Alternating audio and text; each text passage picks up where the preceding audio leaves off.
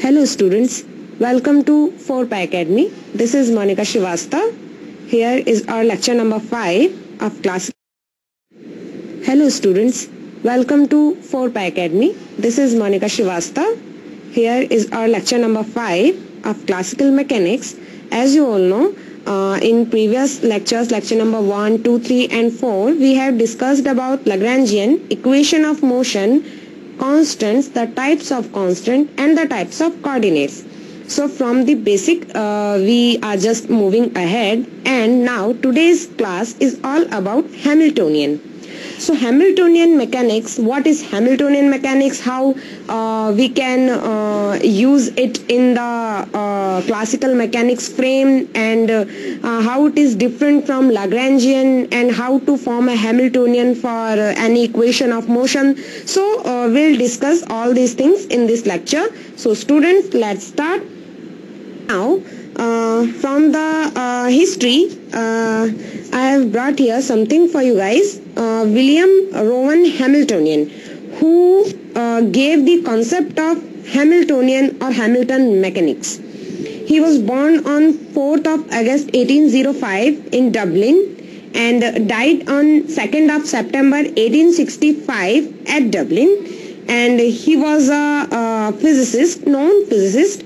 Second was Joseph Louis Lagrange, who was also a physicist and mathematician.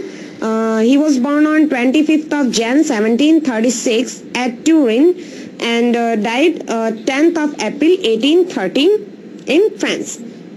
So this is a brief history of the scientists who gave us the knowledge or the phenomena of Hamiltonian and Lagrangian. In the aspects of classical mechanics, there are two approaches, as we have previously discussed, but here a brief discussion I'll do again. There are two approaches. The first one is Newtonian approach and the second one is Lagrangian or Hamiltonian approach. So the Newtonian approach, you already know about rigid body dynamics, or about the planar motion, or about all the Newton's laws and how to describe forces in that, and how to describe all the constants or all the limitations on that forces. So that is Newtonian approach. And what is Lagrangian and Hamiltonian approach? In Lagrangian and Hamiltonian approach, we will be discussing about energy, kinetic energy, potential energy, total energy, the difference between energy, and the whole system particle energy. So if we know H and L, how can we get the differential equations of the system? A question arises here, and let me answer this question in this video lecture. So first of all, let me introduce you guys with the Hamilton's variation principle. It is a very important principle in classical mechanics, and here is a small derivation for Lagrangian which we will be using in our previous lectures. L equals to, L is a function of Q dot and T is time here. So we will derive that equation of motion with Lagrangian with Hamilton's variation principle. So let's start, students. In this in its general form, this principle states that the motion of any system takes place in such a way that the integral t1 to t2 t plus w dt is an extremum, can be maximum or minimum. So what the principle is saying in a normal way, the principle is saying that when any system is moving, the motion of that system is taking place in such a way that the integral quantity here, which is shown here, the integral quantity is an extremum quantity. It is going to be minimum, either maximum. So here delta is the difference, or we can say that we are deriving this.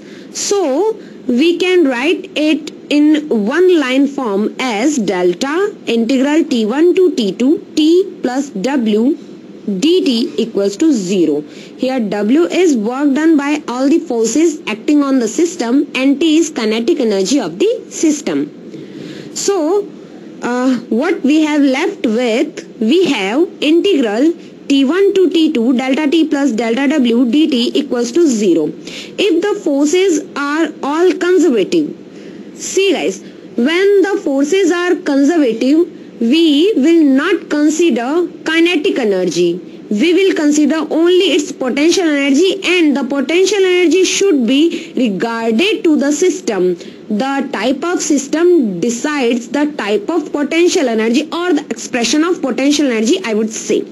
So here delta W will be only equal to the potential energy of the system, which will be delta V, and the forces are conservative, so here we are considering minus sign. Okay, so we will just put the value of delta W here in this equation, and what we will get integral T1 to T2 delta T minus delta V dt equals to 0. Delta is common and will be come out from this side, and we will get delta integral T1 to T2 T minus V dt equals to 0. Or what is T minus V? L is T minus V. L equals to T minus, which is Lagrangian. We have already studied about this. We have done a lot of examples, and we are just studying it from last 3 to 4 lectures. So you guys know what is T minus V. Here I am just replacing it by L, which is Lagrangian. So L equals to T minus V, and what we are getting delta integral T1 to T2 L dt equals to 0. Okay, now in its implicit form, as I have said earlier also, that L is a function of Q dot and time. Here we are not considering time because we will do the whole derivative or integral with respect to the time. So L is a function of Q dot. So integrating this quantity, integral I equals to integral T1 to T2 delta L Q dot dt equals to 0, and this is a whole integral. So these types of functions can be opened or expanded as you have already studied in your previous classes like 11th and 12th. We know this, that delta L should be written as delta L equals to, because it is partial derivative, that is why I am writing this. So delta L equals to sigma k del L over del Q k delta Q plus sigma k del L over del Q dot delta Q dot k. So we will just put this expression in the place of this delta L here. So just put it, and what we are getting this expression I equals to integral T1 to T2 summation over k del L over del Q k delta Q dt plus integral T1 to T2 summation over k del L over del Q dot delta Q k dot dt equals to 0. Now I equals to integral T1 to T2 del L over del Q k delta Q k dt is as it is. Here dt is also there. Okay, plus this expression we will change and integrate it by part. We will assume this quantity as U and this quantity as V, like delta V, and we will integrate it by parts. Integration by parts you guys already know, so no need to explain how to integrate by parts. So we have assumed U equals to del L over del Q dot, and we will just do one time derivative of this U. So we will get du over dt equals to d over dt del L over del Q k dot, and by cross multiplying or just take dt from here to here, we are getting du equals to d over dt del L over del Q k dot dt, and we know dv equals to del Q k dot dt. So dv over dt, now what we are doing, we are just replacing it from here to here over below over this dv. So dv over dt equals to d over dt delta qk, or we are doing just one time derivative of this quantity. So what we will get? We will get v equals to delta qk. So we will put all these answers or expressions into this equation, this equation, okay? So what we are getting? We are getting this. You can see this is our expression when we have integrated it by using integration by parts. Okay, so let's move next. Now summation over k del L over del qk dot delta qk, and applying the limits over t1 to t2, we are getting 0. Why we are getting this? Because delta qk at t1 equals to 0 means delta qk when it is at t1 it is 0. We are starting from here now, so it is 0, and delta qk at t2 means delta qk means change in generalized coordinate qk na. So here it is not changing because it is explicitly depending on time. So at t2 it is also equals to 0. That is why this quantity applying limit up to t1 to t2 is equal to 0. Now we have just removed this quantity as it is 0. So what we are getting? We are getting this. I equals to integration t1 to t2 summation over k del L over del qk minus d over dt del L over del qk dot delta qk dt equals to 0. Now since this is not equals to 0, delta qk is not equals to 0 for all the time, so this quantity must be 0 in the curly bracelets. Okay, this quantity must be 0. So we will put del L over del qk minus d over dt del L over del qk dot equals to 0. And this is what? This is Lagrangian equation for conservative system. D over dt del L over del qk dot equals to del L over del qk. This is just Lagrangian equation for the conservative system. So this is a small derivation. I hope now you guys have came to know that how this expression was coming. In the previous lecture I was using it directly. Now I have told you here that from where this expression is coming. It is coming from the Hamilton's principle. Okay, let's move ahead. Now I will introduce you with some different expression, which is the Hamiltonian function or Hamilton's equation. Basically there is a strong relation between Hamiltonian and Lagrangian. What is that relation? That is h qk pk equals to summation over k qk dot pk minus L qk dot qk. As you guys can see that whether Lagrangian was function of generalized coordinate qk and qk dot, but here you can see that Hamiltonian is the function of generalized coordinate qk and its momentum coordinate pk. This is the major difference between Lagrangian and Hamiltonian.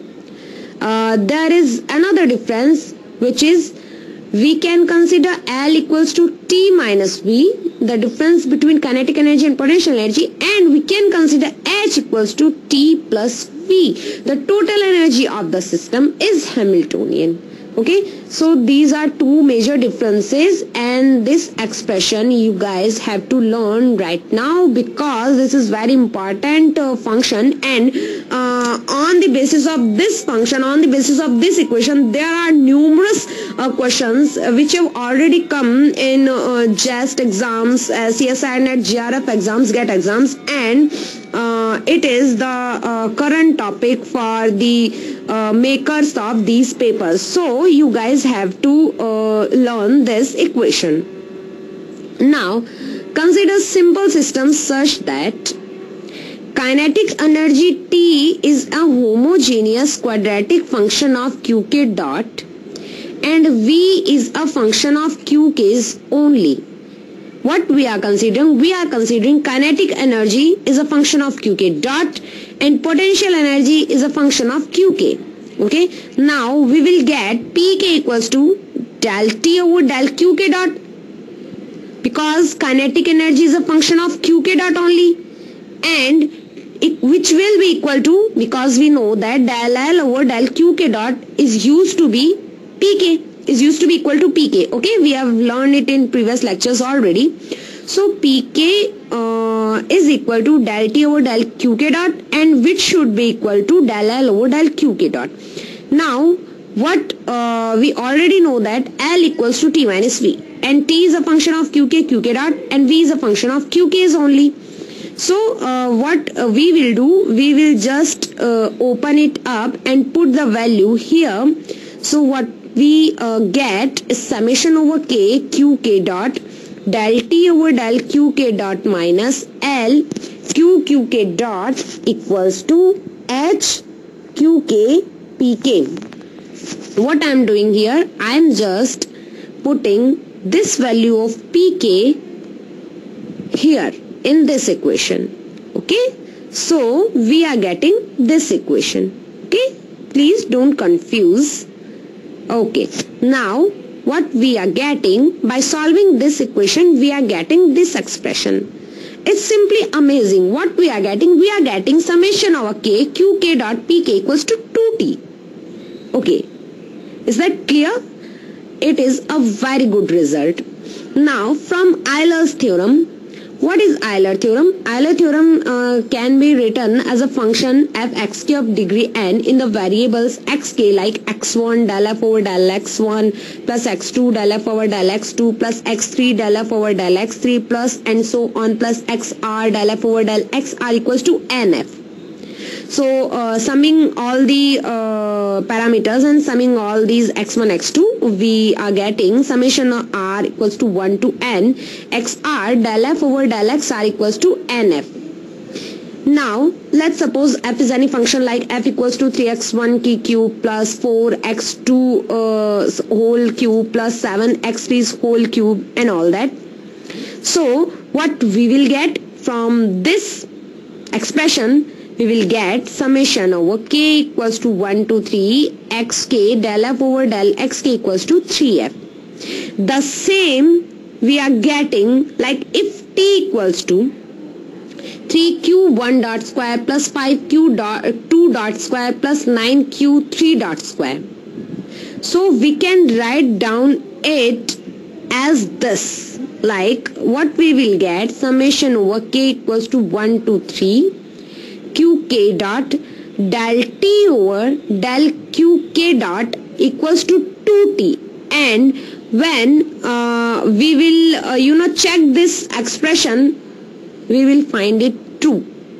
Okay, so this is some extraordinary results from Hamilton's and Lagrange's relation. So keep in mind always this. So what we are getting, h qk pk equals to summation over k qk dot del t over del qk dot minus l qk dot qk, and this is 2t as we know now. So we will put it here, h qk pk equals to 2t minus t minus v, l is t minus v obviously, and open this bracket, and we are getting h equals to t plus v, which is total energy of the system. So students, this is also a small derivation of Hamiltonian or Hamilton's equation, which is h equals to t plus v. So here are some basic formulas which you guys have to learn one by one. These are some important formulas. Okay, suppose we regard the n equations like k equals to 1, 2, 3 and so on up to n and pk is used to be pk equals to del L over del qk dot. As solved for the q's in terms of p's and the q's, qk dot equals to qk dot is a function of pk qk. So what we are getting here, h qk pk equals to summation over k qk dot qk pk pk minus L qk dot qk. This is some extra terms, so you guys should not pay attention on these. Just you have to learn this equation. Okay, now I'll explain you all this stuff from some examples. So here is an example where kinetic energy T is half m r dot square plus r square theta dot square. This type of example we have already done in the question solving when we were solving the questions of Lagrangian, when we were solving the problems of Lagrange's equations. So we have seen this type of kinetic energy. As you guys can see, it is in the form of r and theta. So these are the polar coordinates, and now we know that p theta equals to del t over del theta dot. So by differentiating this expression of t, we will just find out p theta, which is m r square theta dot. Here theta dot will be p theta upon m r square. So it is p theta upon m r square. Now we know that delta h is the function of qk pk, and we can write it as summation over k q dot delta p plus p delta q dot minus, it is a Lagrangian equation of motion, and we can write it as pk delta qk dot plus pk dot delta qk, and we can also write it as delta L over delta qk dot plus del L over del qk delta qk.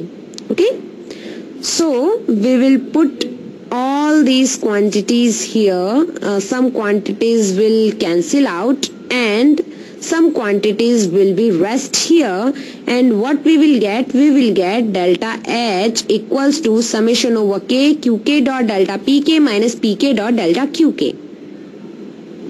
Now what we are getting, delta H equals to summation over qk dot delta pk minus pk dot delta qk, and when we will compare this expression with that previous Hamilton's expression or this expression, because H is a function of qk pk na, so we can write delta H also this.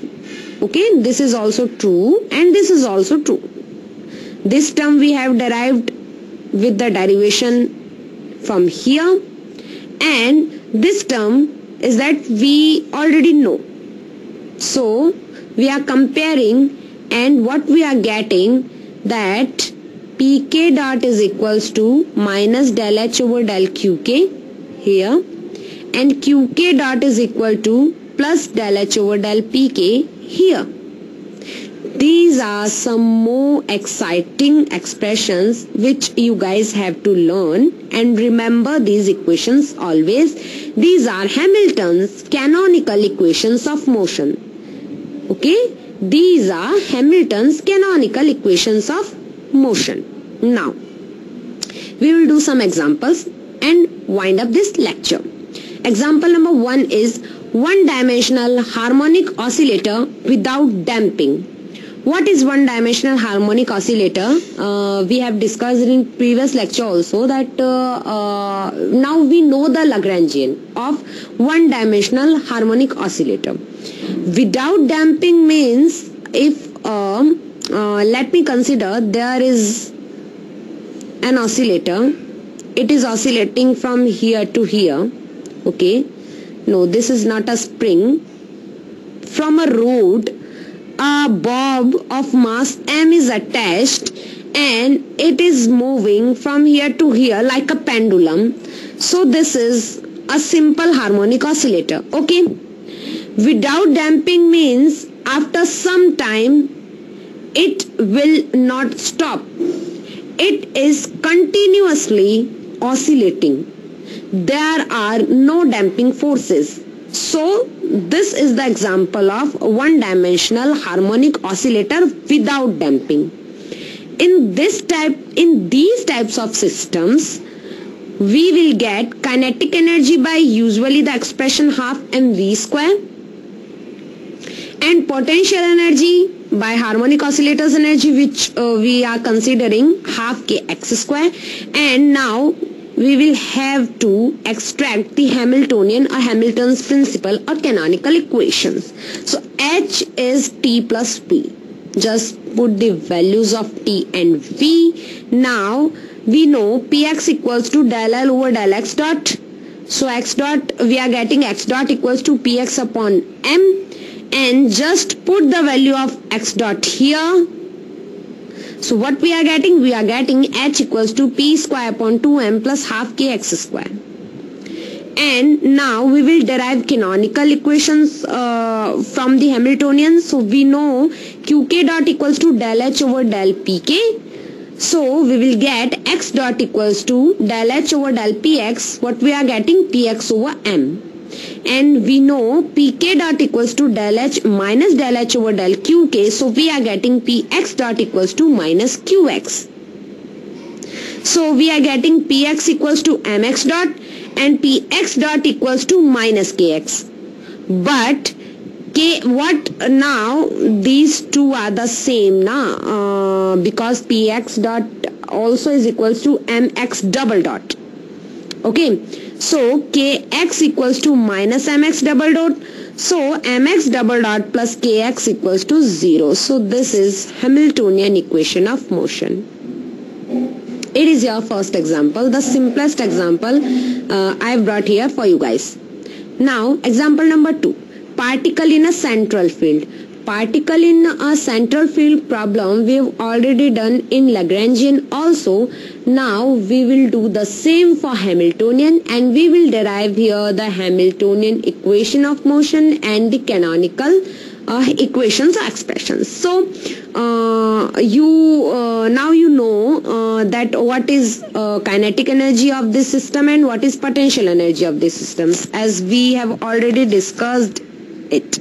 So just put these values in the expression of Hamiltonian, which is T plus V, here T and here V. And now we know that PR equals to del T over del R dot. Just derive the expression for PR, extract the value of R dot, put it from here to here, square it, and what you will get? You will get H equals to 1 by 2M P square R plus P theta square R square P theta square upon R square plus VR.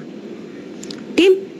Now just derive the Hamiltonian equations, and del H over del PR equals to PR upon M, which is equals to R dot. Del H over del R equals to minus PR dot. The same you guys have to do with theta. Now you will get 4 expressions, 1, 2, 3 and 4, and put them all together as we have done in example number 1, and you will get these types of results, and you will get P theta dot equals to 0.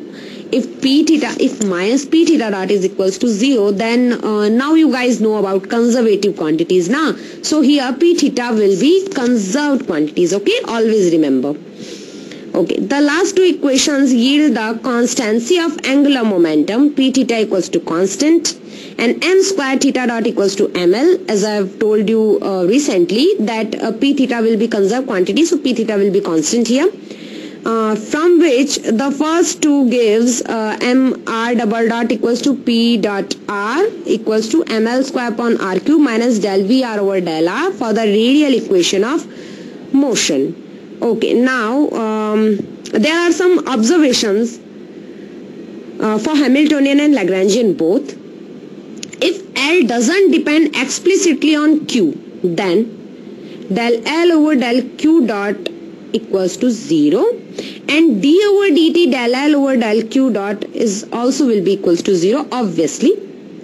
Pi, in this condition, Pi del L over del Q dot is used to be constant, and Pi Pi del L over del Q dot I is called the generalized momenta conjugate to the generalized coordinate Qi. So these are some observations relating Lagrangian. Now here are some problems for you guys from the previous year question papers of CSIR NET GRF. This is question number 1, which is from NET GRF problem of year 2011. So let us read the question. What it says: the Hamiltonian of a system with n degrees of freedom is given by h q1 up to qn, p1 up to pn and t, with an explicit dependence on the time t. Which of the following is correct? And there are 4 options. Option number A: different phase trajectories cannot intersect each other. Option number B: as always H always represents the total energy of the system and is a constant of the motion. Option number C: the equations Q dot equals to del H over del P and P dot equals to minus del H over del Q are not valid since H has explicit time dependence. And option number D: any initial volume element in phase space remains unchanged in magnitude under time evolution. It is a simple question because you guys now know what is Hamiltonian. So it is the problem of 2011. We know that Hamiltonian H is a function of Q, P and T. And obviously for Hamiltonian or Lagrangian, when we will plot the trajectories, different phase trajectories will never intersect each other.